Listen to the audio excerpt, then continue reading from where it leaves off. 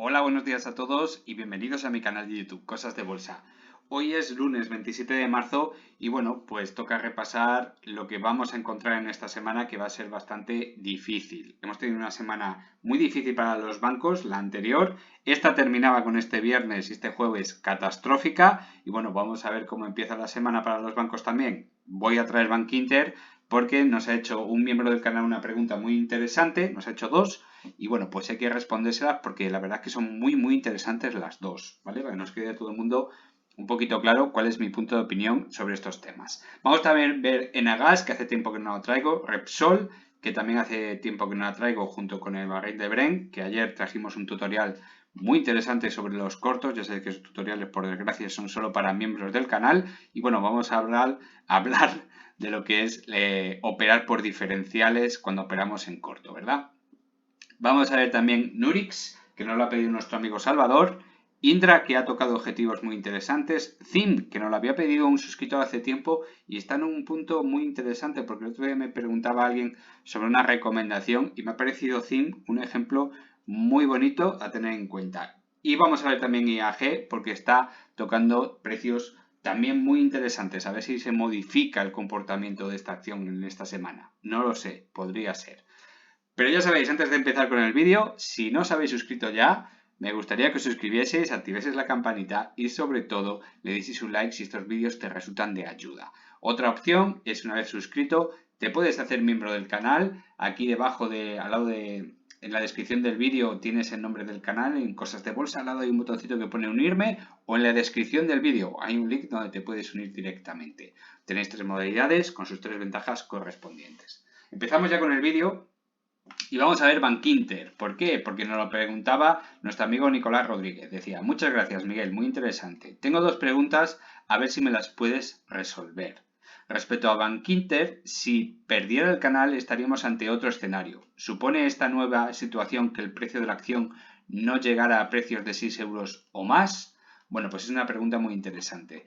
Perder el canal para Bankinter significa pues un auténtico debacle. ¿Por qué? Porque no lo ha perdido desde finales de 2020. Ojo, estamos hablando de un canal extremadamente fiable. Bueno, hay otro video tutorial solo para miembros del canal donde hablábamos de las probabilidades de perder, tanto por arriba como por abajo, un canal alcista o bajista. Y Bankinter era el que tenía las mejores opciones. Lo que pasa es que han sido tres palos muy duros para todo el sector bancario y eso afecta a todo el mundo. Aunque no tenga unas malas cuentas, unos malos fundamentales, a todos los bancos le ha pasado factura. Y Bankinter, bueno, pues ha perdido esa fiabilidad prácticamente del 85-90% que tenía, ¿vale? En algunos momentos ha tenido una fiabilidad del 100%. Técnicamente, perder el canal alcista, si es un día en concreto no pasa nada, pero ya llevamos, fijaros, con esta vela aquí verde, ya amanecimos por debajo del canal, pero estas tres rojas, bueno, pues jueves, viernes y lunes estamos muy por debajo del canal, muy alejado de la media de 20 sesiones y la media de 20 sesiones está prácticamente a unos 75 grados por debajo de la horizontal apuntando muy abajo, con lo cual es una muy mala señal. También es cierto que estamos por encima del 61.8 de Fibonacci, que ya ha parado dos veces en ese sitio. Estamos hablando de precios en torno a 5 euros con 0,4, 5,036, más o menos esa zona, donde si aguanta cierres del mercado, pues yo mantendría la posición, dependiendo del precio de compra. Claro, si me habéis hecho caso y estáis en la parte baja del canal, habéis comprado la parte baja del canal, pues no hay ningún problema. Si no me habéis hecho caso o no me habíais conocido antes, comprar por encima de la mitad del canal alcista es una locura, ¿vale? Es una locura. Pero bueno, si tenemos precios razonables, aguantar este precio es muy bueno. Y siempre, como digo, siempre, porque cualquier cosa puede pasar en el mundo de la bolsa, un buen stop loss. Sobre todo si eres muy nuevo en bolsa o no puedes estar todo el día pendiente del móvil. Es fundamental. Un buen stop loss en esta zona, pues fijaros, estaría en la zona de los 5 euros con 15, 5 euros con 14, con lo cual la mayoría ya os hubiese saltado. Ahora sería momento que al final del mercado, al final de la hora del mercado, si vemos que ha recuperado precio, volver a comprar. Aunque pierdas unos céntimos, merece la pena no tener que arriesgar tu capital de esa forma, ¿vale? Con lo cual, técnicamente Bank Inter está dañada, no hundida por ahora, pero está muy dañada. Y fijaros las medias, ¿eh? La media de 20 sesiones ya ha cortado todas las demás, la media de 50 sesiones está a punto de cortar a la de 100 y todavía le queda para cortar la de 200 sesiones. Con lo cual estaríamos hablando de este escenario de aquí, en este punto de aquí, ¿vale? Concretamente en este punto, pero fijaros la diferencia. En este punto de aquí el precio ya tocó el fondo del canal, rebotó y estaba en la zona más o menos del 25% del canal. Aquí no, aquí el canal se ha perdido y estamos prácticamente un 25% de la anchura del canal por debajo de él, con lo cual es mucho más peligroso. También las circunstancias son muy diferentes. Estamos teniendo unas noticias malísimas del sector bancario y quedan muchas dudas por resolver.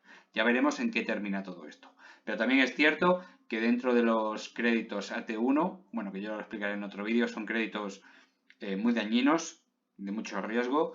Bank Inter es de los bancos españoles que menos ha pedido. Por ejemplo, en el 2021-2022 creo que fueron 300 millones frente a 1.000 millones del BBVA, 1.000 millones de Santander, 700 de CaixaBank. Bueno, es de los que menos, ¿vale? Pero no es comparable, ¿vale? Porque cada banco es un mundo. Pero bueno, no está mal el asunto, no está mal.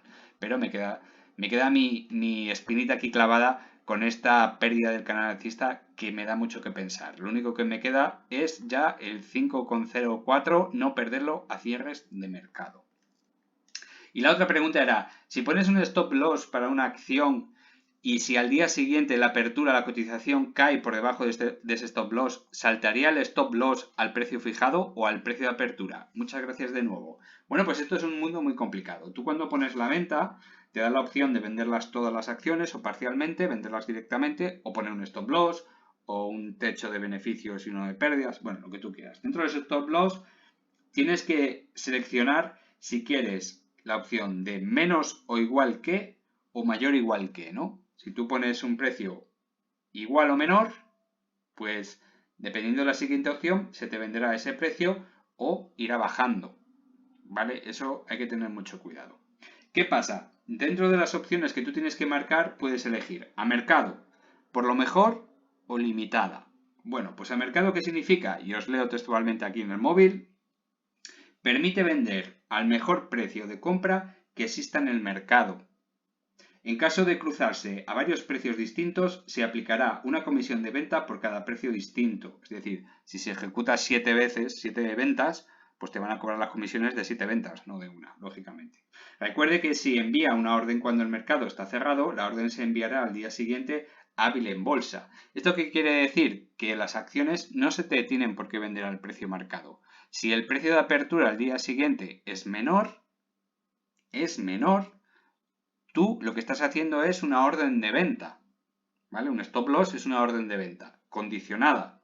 Si tú la marcas que la quieres a mercado, pues lo que va a hacer es que se te va a vender al mejor precio para ti. Pero no tiene por qué coincidir con tu stop loss, no se tiene por qué respetar.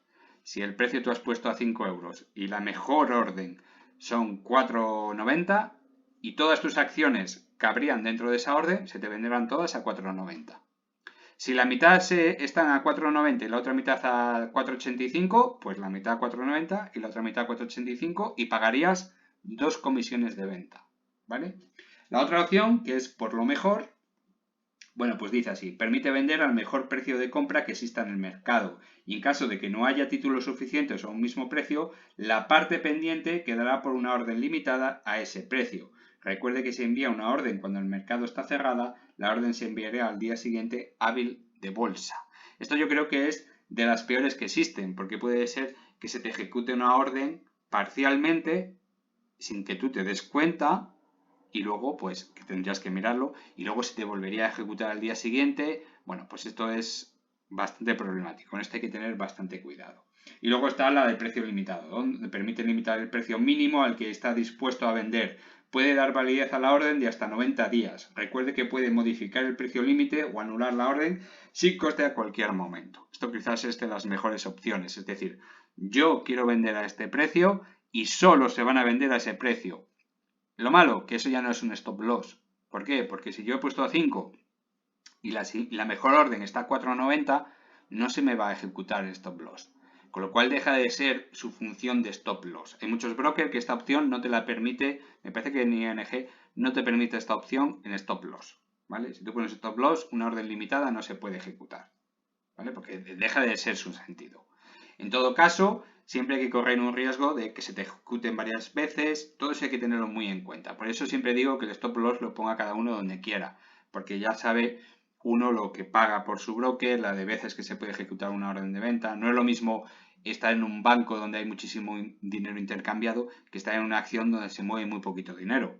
Por ejemplo, yo que sé, Grupo San José, pues a lo mejor lo he puesto a, yo que sé, a 2 euros y a 2 euros se me han vendido 3 acciones y luego otras 50 a 1,90 y luego otras 75, y entonces los costes son brutales. Así que con eso hay que tener muchísimo cuidado. Bueno, pues aquí le mandamos a un mensaje, un saludo a Nicolás Rodríguez, espero que me hayas comprendido. Hay que tener mucho cuidado con el stop loss y ponerlo a precios lógicos, ¿vale? Cuando ponemos stop loss, precios muy lógicos, muy lógicos. En cuanto a Bankinter, fijaros, lo que comentábamos ahí en el tutorial, que ha desaparecido ese corto, ¿no? Que se abrió a 0,52, luego se puso a 0,49, hoy ya no está presente. ¿Quiere decir que no hay cortos? No, yo juraría que puede haber hasta media docena, lo que hablábamos ayer en el tutorial. Puede haber media docena de cortos abiertos ahora mismo por debajo de 0,49. ¿Cuál es la estrategia? Pues lo que comentábamos ayer. Hacerlos aparecer de forma sistemática, crear pánico y luego pues desaparecen mágicamente y ya veremos lo que ocurre más adelante, ¿no? Esto es una medida psicológica muy potente que hemos visto en muchas acciones donde se van escalando esos cortos que, por cierto, se sincronizan de maravilla, de maravilla. Bueno, en Agas, que hace bastante que no la traigo, pues en Agas, por ahora, solo podemos decir que está alcista, ¿vale? Tenemos mínimos crecientes, máximos crecientes en el muy corto plazo y bueno, pues hemos superado los máximos anteriores que rebotaban aquí en el 50% del retroceso de Fibonacci. Esto es un avance de Fibonacci, este es el retroceso de Fibonacci, ¿no? El retroceso de Fibonacci nos lleva a un 100%, caída al 50, casi llegamos a un 23,6, 78,6 de Fibonacci y volvió otra vez al 50 que ya lo está atravesando. Esto podría dar pie a ir al siguiente nivel que serían los 18 euros. Bien, está muy interesante. Yo sigo opinando lo mismo. Cuidado con el Agas. Ha perdido bastante. Ha empeorado un poquito sus fundamentales. Un banco iba a decir. Una empresa que ganaba entre 450, 440, 415 millones anuales. Así durante 8 años. Hasta este momento en el 2022 que gana 375. ¿Vale? Hay que tener mucho cuidado con eso. Y parte de esos beneficios son por la venta de algunos activos. Cuidado. Y el precio del gas, pues está bajando y bajando. Lo que es muy interesante es que ya está marcado aquí este dividendo, que es bastante generoso, de 0,836 euros, 83,6 céntimos, que se descontaría de la cotización ex data el 4 de julio de este año y bueno, pues hay que estar muy atento a este dividendo porque esto influye muchísimo en la cotización. Lo que yo tengo muy claro, que con esos fundamentales es muy raro que en Agas no haya corregido ya por lo menos hasta la zona de los 14,50 euros como mínimo. Vamos a estar muy atentos a ver lo que le pasa porque las medias se están estrechando mucho. Y ya sabéis, se me está liando la lengua. Se está estrechando mucho. Y eso significa que puede haber un movimiento brusco de la acción, ¿vale? Cuando las medias se estrechan y el precio se acerca a ellas, suele haber un movimiento brusco. Lo que no sabemos es en qué dirección. Y eso todo depende de los fundamentales o de noticias. Ya veremos, ¿vale? Hay que estar atentos. Repsol, también la comentábamos ayer en el tutorial, ¿no? Bueno, pues hoy pues estamos viendo un comportamiento pues dentro de lo esperado, no hay mucha confianza, fijaros lo que estamos viendo. ¿Y eso por qué? Bueno, pues que el barril del Brent, pues míralos, estamos bajando, aquí tenemos el barril de Brent, ¿vale? Voy a ampliar la zona. Y bueno, pues vamos haciendo mínimos consecutivos descendentes y máximos consecutivos descendentes también, con lo cual estamos ya prácticamente dentro de un canal bajista. Está bajando bastante el precio del crudo. Y ya sabéis que Repsol y el precio del crudo, bueno, pues van de la mano. Ya sé que Repsol no se dedica solo al venta de crudo, se está alejando poquito a poco, pasito a pasito, se está alejando de su negocio principal, pero todavía le queda muchísimo, ¿vale? Le queda mucho. Y lo que comentábamos ayer, pues fijaros, esa oscilación del precio de, esto que se marca en azul es el precio, el comportamiento de Repsol, ¿vale? Y bueno, el comportamiento del barril del Brent frente a lo que ha pasado en los últimos años con el comportamiento de la acción de Repsol, marcando máximos consecutivos. Hoy estamos en un máximo consecutivo, ya ha marcado un valle, ¿vale? Un proceso de, digamos, de distribución, que no tiene por qué ser tal, pero ya ha marcado un valle. Y bueno, pues ahora lo que tocaría es que como el precio del barril del Brent, es decir, el precio del crudo, se está separando del precio de Repsol, es en este momento en el que las manos fuertes pueden estar empezando a abrir posiciones cortas en Repsol. Y cuando este precio del crudo alcance mínimos, sea en un futuro cercano o no, porque ya veremos qué es lo que pasa con toda esta crisis, tanto crediticia como de materias primas, esa inflación que no somos capaces de controlar, por lo menos en Europa, bueno, pues podremos pensar que podríamos ir a buscar ya no unos mínimos como en la pandemia del crudo de precio del crudo, sino ya una zona lógica de entre los 60 y los 40 dólares, ¿no? Es una zona muy clave donde aquí ya se pondrían largos en el precio del crudo y cuando unos meses después acompañe el precio de Repsol, se cerrarían los cortos para ponerse largo. Esa es la estrategia que llevan desde hace muchos años, ¿no? Que ayer hablábamos muy a fondo en el tutorial solo para miembros. Y bueno, pues por ahora se está cumpliendo. No quiere decir que se vaya a cumplir siempre, por supuesto que no. Pero fijaros que Repsol está muy alejado del precio del crudo. Y eso es muy, muy significativo. Atentos, por favor, a Repsol, porque se puede poner muy interesante. Luego tenemos Nurix, que nos lo pedía nuestro amigo Salvador. Bueno, pues Nurix Therapeutics es una empresa que yo no conozco de nada, no sé exactamente sus fundamentales, pero bueno, vemos ya por el comportamiento de la pandemia que es una empresa que han inflado muchísimo, muchísimo los precios. Estamos hablando de máximos en torno a 52 euros, donde se prometía aquí unos beneficios y unas ganancias estratosféricas y, cómo no, luego vienen las correcciones lógicas a precios lógicos. Y eso habría que estudiarlo, ¿no? Yo te recomiendo que busques capitalización y beneficio. Pero además de esos dos factores para calcular el PER, también te busques deuda neta y el parámetro deuda neta financiera dividido entre el EBITDA. Esos 4 parámetros son muy buenos para entender lo que está pasando. Y es que de promesas vive la bolsa. De promesas vive la bolsa. Lo que pasa es que luego vienen las realidades. Y luego las realidades se pagan, pues como se suelen pagar, con excesos. Se pagan con excesos, ¿no? Con unas caídas brutales que no tienen ninguna lógica y cuando ya te han quitado las ganas de vivir, pues luego vienen las subidas. Esperemos que eso se cumpla en Nurix, pero por ahora lo que estamos viendo es una tendencia bajista clarísima y de manual, donde no solo ya por el comportamiento de máximos decrecientes y mínimos decrecientes, exceptuando este punto de aquí en mayo del 2022, sino también por el comportamiento de las medias. Fijaros cómo el precio está alejadísimo de la media de 200 sesiones, ahora aquí ya empieza a recuperar un poquito, pero otra vez las medias se vuelven a abrir y eso no es buena señal. Y además el precio parece que se ha estancado en 8 euros con 55, 8 dólares con 55, una zona que aquí, bueno, pues no tiene mucha importancia. ¿Y por qué? Porque no hay ningún soporte, no hay ningún precio objetivo anterior, por lo menos aquí en el histórico de TradingView no se ve absolutamente el tema anterior. No sé si es una empresa de nueva creación en el 2020 o es que no hay histórico suficiente de esta acción, ¿no? Lo único que podemos calcular sería un retroceso de Fibonacci, ¿vale? Para calcular el retroceso de Fibonacci, aquí está, tendríamos que tirarlo al revés, perdón. Buscamos aquí el mínimo, el máximo, a cierres y aperturas de mercado, ahí, y el mínimo, pues lo mismo. Buscamos esta zona de aquí. Y aquí tenemos, bueno, pues su fondo alcista ya cubierta por el Fibonacci y hasta dónde nos podría llevar. Bien, como vemos, estamos muy lejos de la zona del 138,2 de Fibonacci, que para las caídas, igual que para las subidas, es muy importante. Estamos a mitad de camino. Pero lógicamente, este precio podría ser muy ilógico. Hay que tener mucho cuidado con esto, ¿vale? Porque claro, podrías tener un 138 por debajo de 0 euros, lo cual es imposible. 0 dólares. Es imposible, ¿no? Pero bueno, hemos visto cosas más raras, como por ejemplo acercarse a los 2 dólares una acción que vale muchísimo más. ¿vale? Ya ha pasado en el pasado, ya ha pasado en el pasado, lógicamente.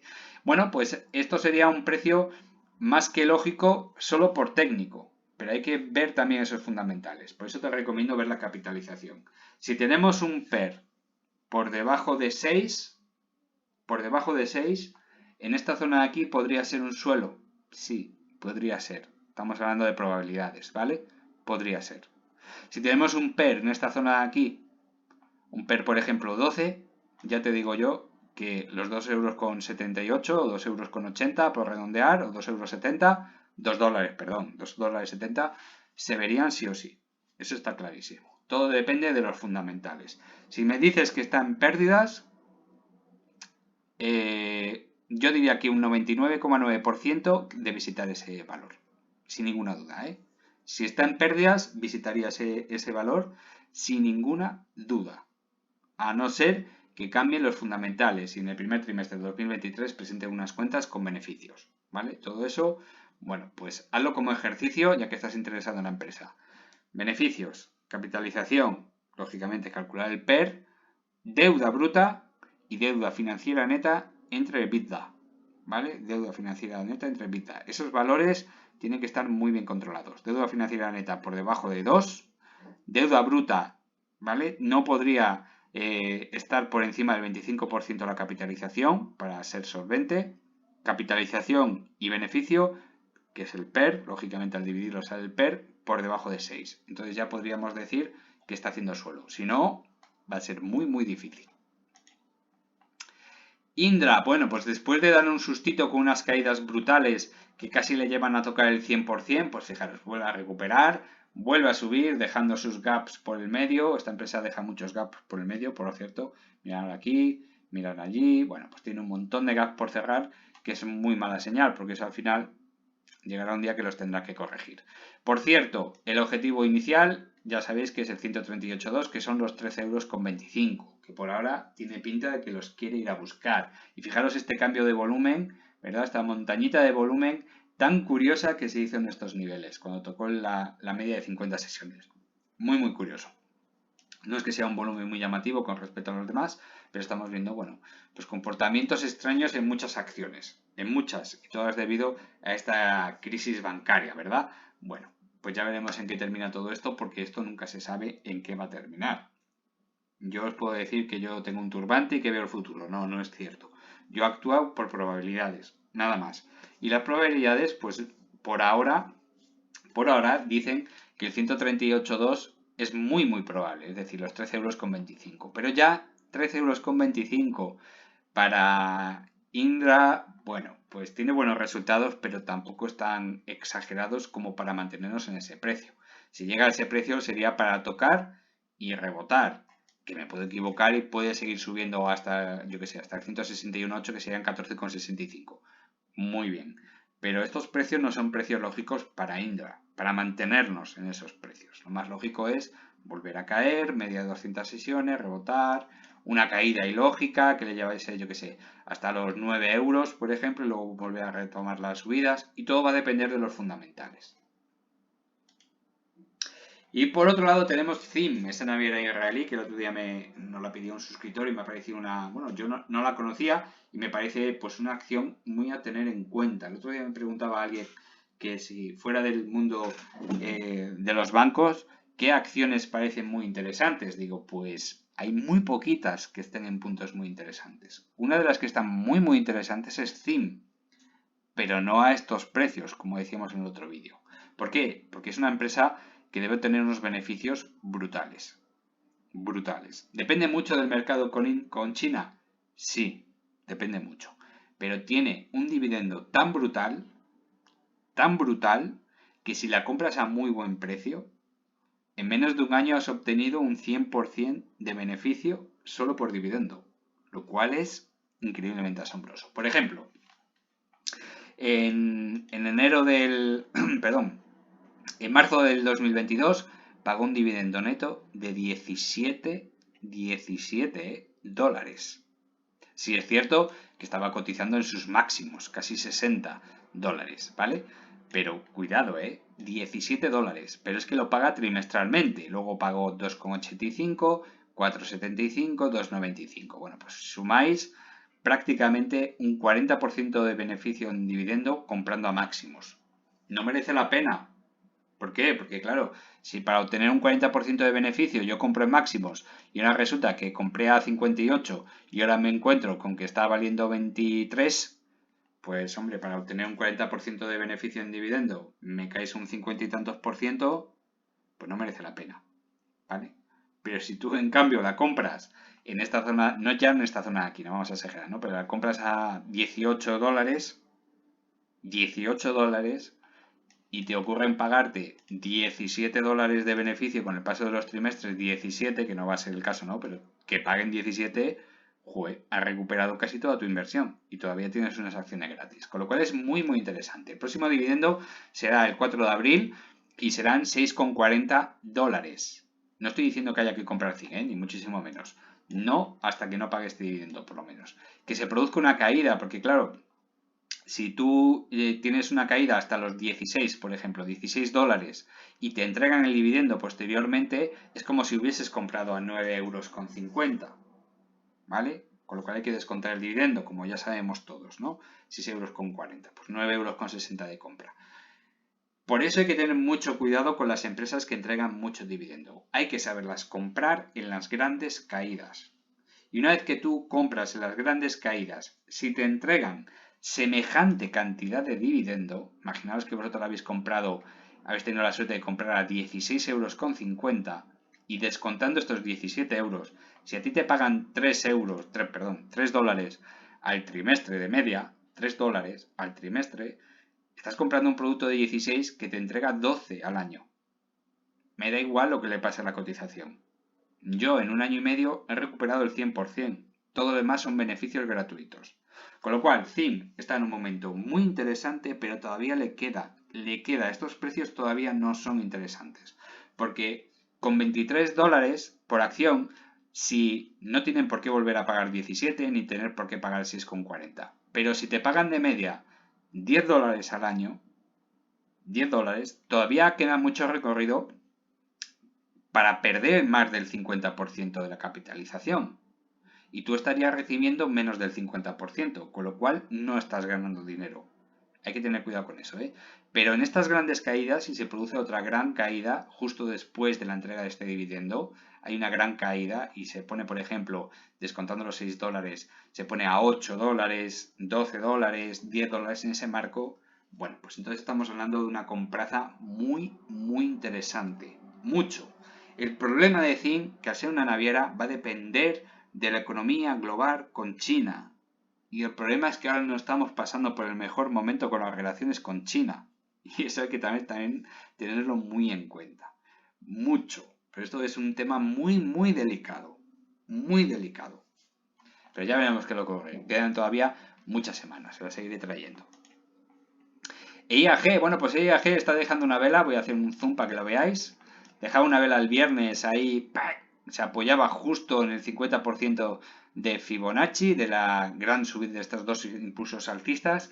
Y bueno, pues lo que decíamos, si cerrase por debajo de 1,51, peligro de muerte, pues no ha querido cerrar por debajo de ahí, ha cerrado justo en la mitad. ¿Vale? Cerró a 1,53,5. Bueno, pues lo está haciendo bastante bien. Se ha mantenido en ese nivel, hemos perdido esa tendencia alcista de corto plazo, la línea de tendencia alcista de corto plazo, pero nos mantenemos dentro de niveles lógicos de Fibonacci. Ya sabéis que una acción que corrige un impulso, corregir hasta el 50%, está bastante bien. Y ya sabéis que lo he dicho en varias ocasiones. El 50% de Fibonacci no es un nivel matemático de Fibonacci, no existe. ¿Vale? Ya sabéis que los niveles de Fibonacci es, dentro de la sucesión de Fibonacci, un número dividido entre el siguiente, y te daría 61,8. Si tú coges cualquier número y lo divides entre los dos siguientes, imagina el puesto 15, pues si lo divides entre el número que corresponde al puesto 17, pues te sale 38,2, y así con todos, excepto el 50% de Fibonacci, que no está dentro de esa secuencia numérica. Pero como se ha visto que se reproduce muchísimo, muchísimo las tendencias de trading, bueno, pues aquí está el 50, y por lo tanto hay que tenerlo en cuenta. Y yo, por mi experiencia, lo he visto que muchas acciones se quedan en ese precio, y ojalá siga así para IAG. Pero lo que estamos viendo también es que No es cuestión de debilidades, sino que es cuestión de esperar y confiar. Esperar y confiar. Aquí lo que nos está diciendo es que la gente está esperando. ¿Vale? No hay fuerza que nos impulse a subir, pero tampoco hay fuerza que nos impulse a bajar. Simplemente la gente está esperando a ver qué es lo que pasa en el primer trimestre del 2023, que será muy interesante. Y ya no os quiero contar con los resultados del primer semestre del 2023, si son muy buenos. Porque aquí ya empezaremos a hablar de los vuelos en el verano, ese momento álgido para IAG con la cantidad de vuelos que se puedan crear en la época de vacaciones, que sea un impulso bastante interesante para la cotización. Pero por ahora, lo que están mostrando las velas, el gráfico y el volumen es que no nos queremos mover porque queremos salir en la foto. No nos queremos mover porque queremos salir en la foto. No dice absolutamente nada más. Ni fuerza ni debilidad. Simplemente todos quietecitos a ver qué es lo que pasa. Bueno, pues hasta aquí el vídeo de hoy. Espero que os haya gustado. Si es así, por favor, dadle un like, compartid en las redes sociales y sopesar si os compensa o no haceros miembros del canal. Un saludo a todos. Chao.